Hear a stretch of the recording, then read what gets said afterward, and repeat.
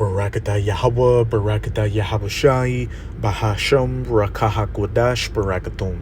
First and foremost, I want to give all praises, glory, and infinite honors to Yahweh, Bahasham, Yahabushai. Double honors to the apostles and elders of Great Millstone who ruled and teach well. And peace and salutations to you sincere Akim out there, pushing this word in truth and sincerity to the four corners of the globe. May you brothers endure until the end. This is the brother Ra'aya with another video. And in this video, I'm going to be going into a few clips just documenting the coming chaos to the United States of America, mainly with the food shortages that are coming and the violence that's going to ensue because of them. And it's all a part of biblical prophecy that there will be, famines, food shortages out here. It's going to be one of the top judgments that Yahweh Bahasham Yahabushah is going to use to judge you people out here for all the wickedness you've been committing. But the first clip I'll be going into is on the Hopeful Elect 3's YouTube channel, titled Woman Shares Dream About Famine. And before we get started, let's get Matthew chapter 24, verse 7, which is Yahawashi, the Son of the Most High, whom the world ignorantly refers to as so-called Jesus, telling his disciples of some of the signs to look for to know that they're living in the last days before his second coming. And as it says in Romans chapter 15, everything written aforetime was written for our learning. He's speaking to his disciples today who are currently living in the last days, really the last seconds of the last days. For nation shall rise against nation, which we clearly see with these racial tensions brewing out here. I saw an article the other day that a brother posted about how a so-called black woman got run over by a so-called white man or Edomite, and eyewitnesses said that he was smiling and I think laughing when he ran that Israelite woman over. And I saw another clip where another Edomite-looking man was saying that whoever wins this upcoming presidential selection, if we even make it there, you so-called Negroes who are of the Southern Kingdom, the tribe of Judah, Benjamin, or Levi, are going to lose because each side's going to blame you, for their candidate not winning. And kingdom against kingdom, which we see these major powers rising against each other, such as the U.S., in Western Europe against Russia, Russia against Ukraine, the U.S. against China, Israel against Iran, etc., etc. And there shall be famines and pestilences. What are we hearing about? Arise again in cases of the C019. You've got the avian sneeze out here. And now what are they talking about? The MPOX. And earthquakes in diverse places, which earthquakes are happening damn near daily all across the planet. All these are the beginning of sorrows. Apostle Tahar has deemed 2024 to be the hopeful year of Jacob's trouble, and we're just in the beginning stages of things right now. It's going to get a hell of a lot worse from here on out. But back to my first clip. Again, woman shares dream about famine. And this is a fair use copyright disclaimer. I do not own any of the footage in this clip, nor do I stand to gain from it monetarily. It is simply for educational purposes. And I'm going to start it at the 58-second mark. And the brother put the precept Acts 2, verse 17. And it shall come to pass in the last days, saith Yahweh, I will pour out my spirit upon all flesh, and your sons and your daughters shall prophesy, and your young men shall see visions, and your old men shall dream dreams. And it says, pretty much the same thing in Joel chapter 2, that the Most High is pouring out his spirit on not just Israelites, but heathens out here to see dreams of some of the terrible things we're going to be coming into during Jacob's trouble. And this woman, that looks like an Edomite, you never know, she could be a Israelite, had a dream of famine. Anyway, last night when I was sleeping, I had this vision where I was almost like following people that I didn't know, but I felt comfortable with them. I felt comfortable with them in my vision. And I was following them into the middle of nowhere. It was like the wilderness almost. One thing that I do remember is everything was Like there was no green anything. Like the ground was dust, the trees were dried up. Like there was no life like on anything. Like everything was just, I don't know, like burnt up. It kind of looked like it was toasted a little bit. Like there was no green life. And I was following this lady. She didn't have any clothes on, which I noted. And she led me to her like group of people. Like some of them I could tell were her family. I couldn't tell if some of them were others were a family. It looked like maybe it was like a group of people that had gotten together because, you know, they didn't have anywhere else to go.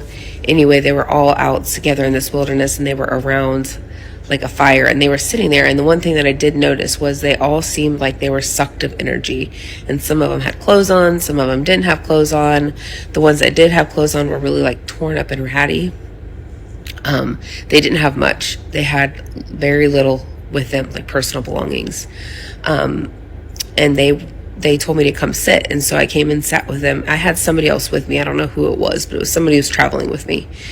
And we sat down together, and there was a little girl that was sat next to my friend or whoever was with me. And they were passing around like a tiny little piece of food. Like it wasn't very big at all. And they were all taking like little nibble bites and passing it around. And we all got a little bite. And when I handed it, my friend handed it to the little girl. She was so weak. She like could barely take it. And she just put it up to her mouth. She didn't even take a bite. And she just like laid down. Like she was just,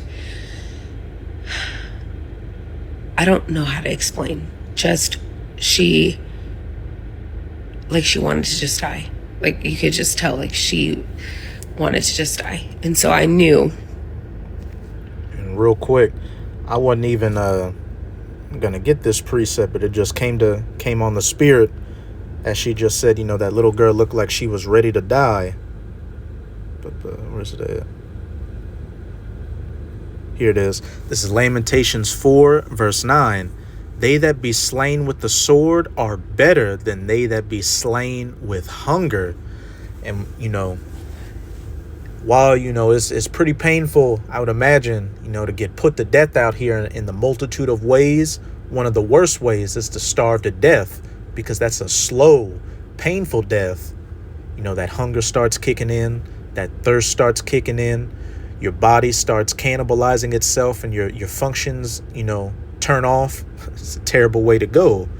For these pine away, stricken through for want of fruits and of the field. That God was showing me some type of famine. This next part is why I'm so emotional. I woke myself up out of this vision because the little girl made me so upset. I'm sorry. As soon as I woke myself up, I co-sleep with my son. He's 2. He was crying in his sleep. He was crying out. He says, Mommy, I'm so hungry. And he was crying.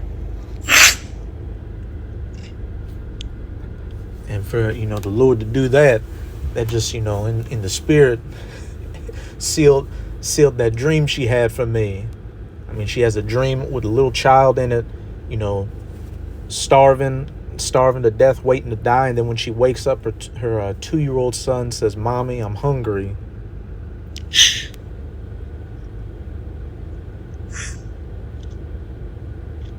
And it freaked me out. My son talks in his sleep all the time. But he was crying out and he was saying, Mommy, I'm so hungry. And this was in like minutes of me waking up from this famine dream. And it shook me. Like I wanted to wake my son up out of his sleep and go make him whatever he wanted to eat last night. Like I'm not even kidding. I was so upset. And if she's, you know, that shooken up over a dream, wait till the real thing manifests. And hey, it's going to get so bad out here to where people are going to be eating their own children. Remember Romans chapter 15, everything written aforetime was written for our learning.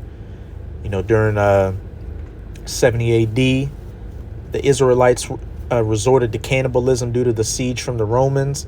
And hey, when the Neo-Babylonians came against the southern kingdom, there was instances of cannibalism. Back in Lamentations chapter 4, verse 10, the hands of the pitiful women have sodden their own children. They were their meat in the destruction of the daughter of my people. So hey, that's coming back. And a lot of you wicked, Israelite women, you so-called Negro, Latino, and Native American women. And I say, you wicked women of these other heathen nations out here. A lot of these children you have that you're looking at right now, you're going to be looking at them being boiled in a pot. But now I'm going to go to Jeremiah chapter 19, verses 7 to 9.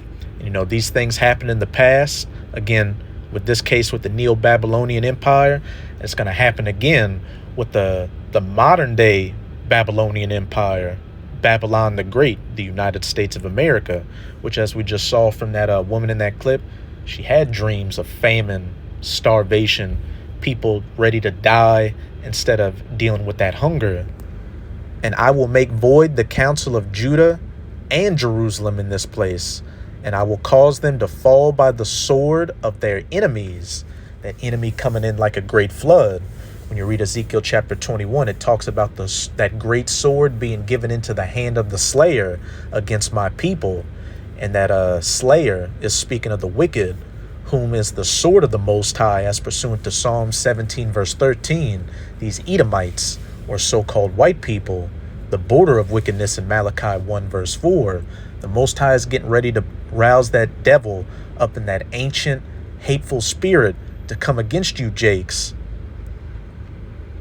And by the hands of them that seek their lives, and their carcasses will I give to be meat for the fowls of heaven and for the beasts of the earth.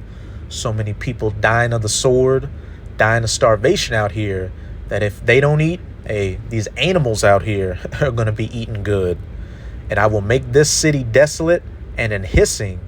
Everyone that passeth thereby shall be astonished and hiss because of all the plagues thereof. And Jerusalem can be a people before it's a place. So you Israelites are about to be in a bad state out here. Horror shall cover you, as it says in Ezekiel chapter, I believe, 14, because of all the plagues thereof, the pestilences, the famines, all these different calamities that Yahweh Bahashem Yahweh Shai is bringing to judge you, as well as you other heathens out here. Verse 9, and I will cause them to eat the flesh of their sons and of their daughters, and they shall eat everyone the flesh of his friends in the siege and straitness, wherewith their enemies and they that seek their lives shall straiten them. And you had sieges back then where Israel was blockaded from leaving, or food was getting in. So that led to starvation and cannibalism. And these cities are going to be locked down again. There will be states of martial law to where supplies aren't going to be getting in like they used to. And then there are going to be those food shortages on top of that. So there will be nothing to send. Was it saying 2nd Esdras chapter 15? I believe it's verse 17. That a man shall desire to go into a city and they shall not be able. But now I'm going to go to my second clip. Also on the Hopeful Elect 3's YouTube channel, titled, You American Sheeple Will Be Snared and Destroyed. And again, this is a fair use copyright disclaimer. I do not own any of the footage in this clip, nor do I stand to gain from it monetarily. It is simply for educational purposes. I'd have to say the hardest part about living in America is, having to go on about your everyday business, everyday life. Like the country's not falling apart, like we're not about to be in a war, like we're not about to be starving, like we're not about to have no jobs, like we're not about to have wars and rumors of wars, kingdom rising against kingdom, famines, pestilences. no money. We're just going to work to make that money that's only to survive for the day. Because in the end, most of us are not going to survive this. You think those chicken farms and those cows died for no reason? You think that those shipping containers just went nowhere for no reason? You think those ships kept hitting the bridges for no reason? This is all coming to an end, and what sucks is having to live in a world where... And all those examples she gave is Revelation 12, verse 12. For the devil is come down unto you, that devil or deceiver being Esau, Edom, specifically the elites like the Rothschilds or the Rockefellers, coming down in great wrath, because he knoweth that he hath but a short time. These elites know that their time's almost up, so they're speeding up their plans to bring about their NW0, that great RESET, the Fourth Industrial Revolution. So there's been manufactured supply chain disruptions, destructions of food processing plants, animals getting cold in large numbers, etc., to create that chaos out here, to get these people desperate and ready to accept any solution, any order, which is going to be getting under that new order, which is going to involve you getting that RFID/NFC C-hip implant in your hand or in your forehead, the MARKOFTHEBEAST in Revelation 13, verses 16 to 18. Nobody is on the same level as you, and you're just supposed to sit there and, like I said, go to work. Go to work to stay broke. Go to work, pay your taxes. Keep working, Goyim. But now I'm going to go to 2nd Esdras chapter 16 in the Apocrypha. I'm going to read verses 17 to 23. Woe is me!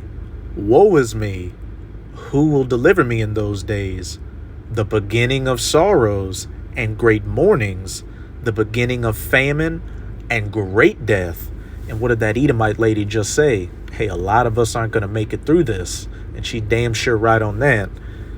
The only ones that are going to make it through are the elect of the nation of Israel in the United States of America, the 1/3. Everybody else is either going to be deleted from one of these judgments, one of these plagues, or ultimately burned up by those nuclear missiles when they hit this place. And the beginning of wars, and the powers shall stand in fear, the beginning of evils. What shall I do when these evils shall come? Behold, famine, mentioned the second time, and plague, tribulation, and anguish are sent as scourges for amendment, scourges for correction, scourges for judgment. But for all these things they shall not turn from their wickedness, nor be always mindful of the scourges. And here you have all these different end time signs either taking place or in the process of taking place as we speak. And you have the prophets out here, out on the highways and byways preaching this word, as well as putting up video epistles like this online, and the ones that are giving you it raw and uncut, mainly the brothers of GMS or Great Millstone, from our apostles and elders at the top all the way on down, telling you exactly what's going to happen. But for, 2/3 of our people, they still don't want to take heed to these things. Behold, victuals shall be so good cheap upon the earth, which, due to this cost of living crisis and inflation, that's becoming a thing of the past, that they shall think themselves to be in good case, and even then shall evils grow upon the earth, sword, famine for a third time, and great confusion. Now listen to this. For many of them that dwell upon the earth shall perish of famine, starving to death, turning to cannibalism. Remember, better are they that are slain with the sword than stricken with hunger, and the other that escape the hunger shall the sword destroy. So if you manage to stave off starving to death by eating your children or whatever, hey, one of these other calamities are going to get your ass. Martial law with these UN troops, mercenaries and other foreign forces out here, this civil unrest, these racial skirmishes in the United States of America, which are going to take place, you being sent to a detention center and getting tortured there, or ultimately getting slain by that ultimate sword, those nuclear missiles. And the dead shall be cast out as dung, and there shall be no man to comfort them. For the earth shall be wasted, and the cities shall be cast down. Hey, you're going to see a lot of dead bodies out here, so much that you're going to become numb and step over them and not give a second thought to it, like you don't give a second thought to that turd that you flushed down the toilet. But now, let me get rid of some of these. I'm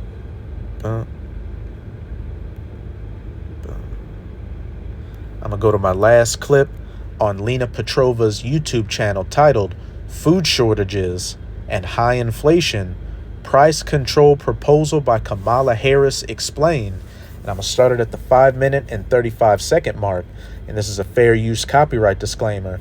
I do not own any of the footage in this clip, nor do I stand to gain from it monetarily. It is simply for educational purposes. And I'm going to just hit the main point. But, more or less what it's talking about is how Kamala Harris is, talking about creating price controls to, keep the prices of different goods, mainly food out here, in check. But that's not dealing with the root cause of the problem. This inflation out here, this money printing, which is lowering the value of the dollar. It's like putting a Band-Aid on a shotgun head wound. So it's only going to get worse out here. But let's play it.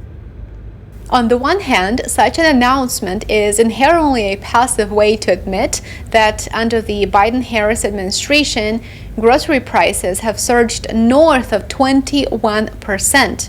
However, pouring gasoline on an already untamed fire will only make things worse. The VP told us that she wants to control the price of food. What's a likely outcome of such an idea? Empty shelves? Fewer stores that are able to stay profitable in order to stay in business, food shortages and food hoarding, to name just a few outcomes. What she say? Empty store shelves. This is 2 Esdras chapter 6, verse 22. And suddenly shall the sown places appear unsown, and the full storehouses. These grocery stores like your Walmarts, Rouse's, Kroger's, Publix shall suddenly be found empty from a whole host of issues. For example, what we're going into with this clip, price controls leading to these different business owners buying less goods because it's just too goddamn expensive. Supply chain disruptions leading to less, things coming to these stores. Theft, which is at an all-time high with people constantly stealing goods, leading to these different delivery services and stores to hire private security to protect those trucks, etc., etc. While the idea of wealth redistribution might be appealing to some, that is not the point of this video. It is worth keeping in mind that the goal of the proposal is not to redistribute the wealth of the top 1% or the top 2% of the population, but it is to redistribute what's left of your wealth. In fact, the proposal to control prices of food was exactly what her father, Dr. Donald J. Harris, who was an economic advisor to the government of Jamaica, introduced back in the 1970s. This has happened before. And these policies that he introduced led to widespread starvation in Jamaica and suffering as the direct result of extreme food shortages. Suppliers either could not or... And if those policies didn't work there, you think they're going to work here? What would you say? Mass starvation, food shortages. Not sell goods at the artificially low government-mandated prices. And so, as the result of that, black markets for groceries emerged where you could buy anything that you wanted at extremely high prices. So those without financial means were out of luck. After the introduction of price controls, Jamaican economy slowed down and stagnated since businesses could not survive, let alone reinvest back into their operations.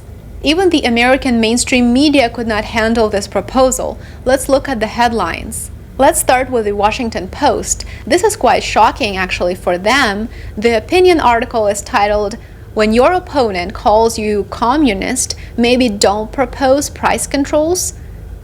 Here's the New York Post. Front page is screaming communism, quite clever. followed by Harris' Soviet-style grocery price plan, has no upside and will likely spark worst shortages since 1970s, according to economists.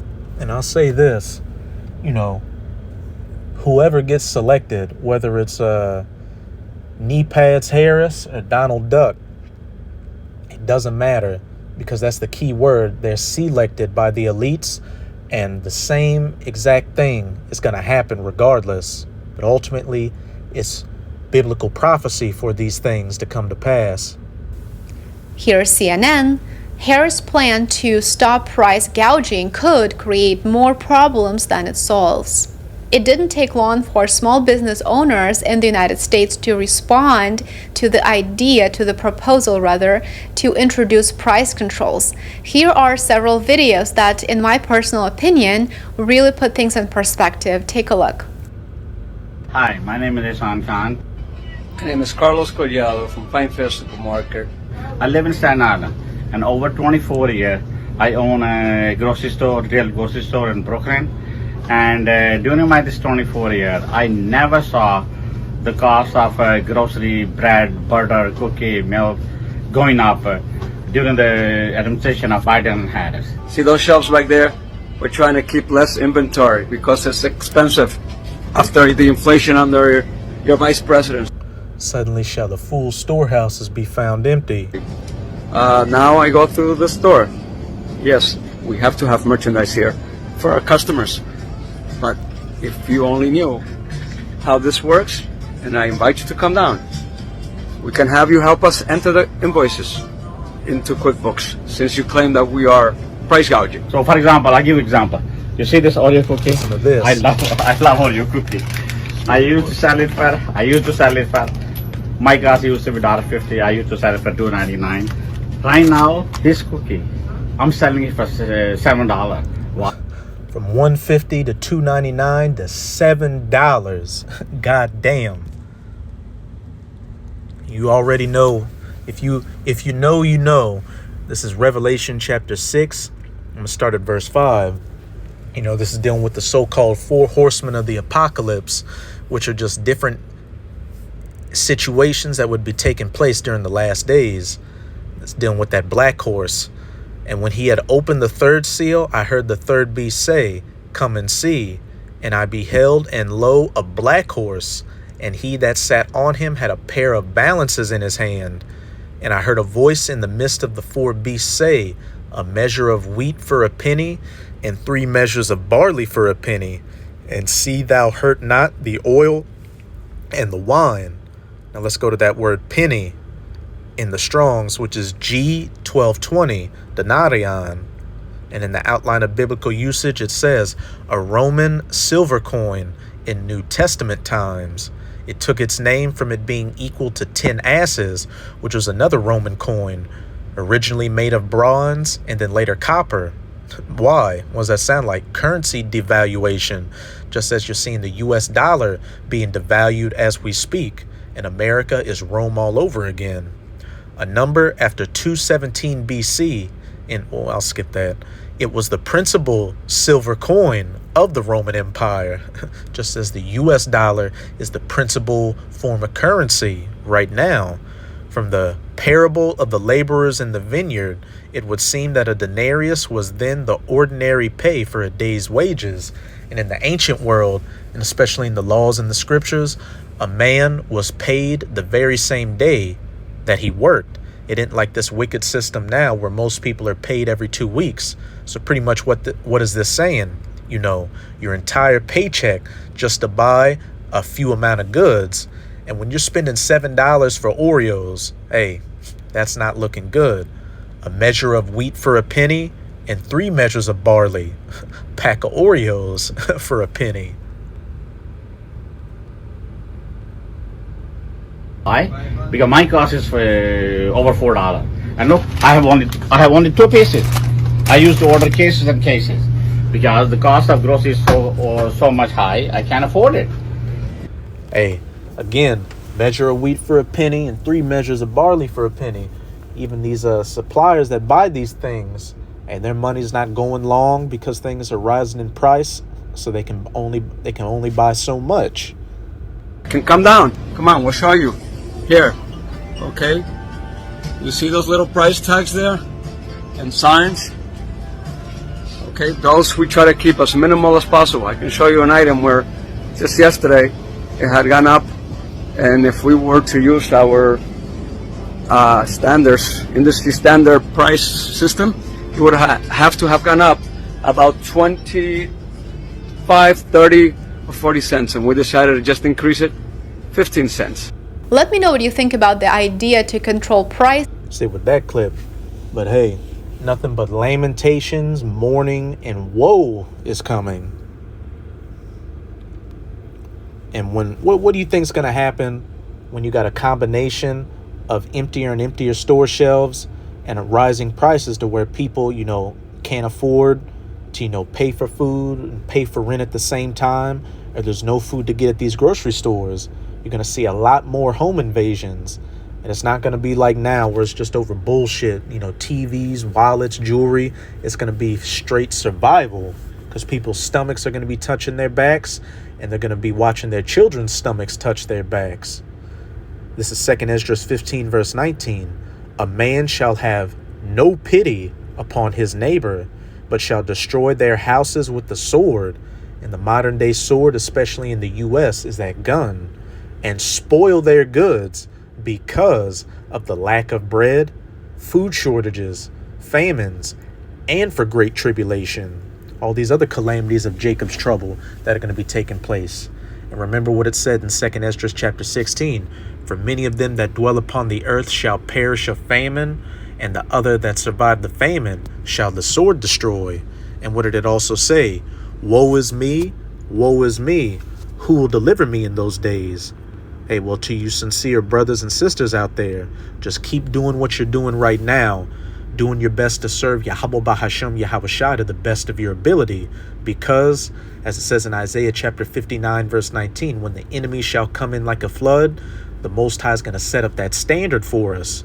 Miracles are going to take place. Some brothers are going to get spiritual powers, and the Most High will allow his faithful servants to eat. I'm going to close it out in Isaiah 65, verses 13 to 14. Therefore, thus saith the Lord Yahweh, behold, my servants shall eat, but ye shall be hungry. Behold, my servants shall drink, but ye shall be thirsty. Behold, my servants shall rejoice, but ye shall be ashamed.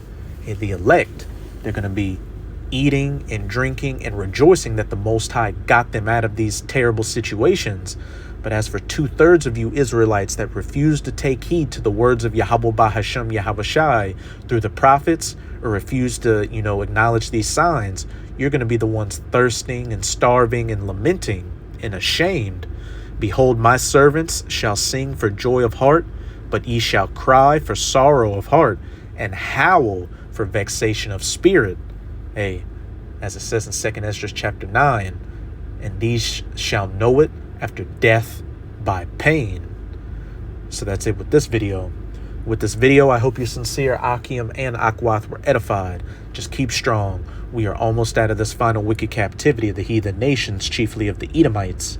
And as always, I'm going to say Abad Babal, Kwam Yasharallah, and until next time, Shalom.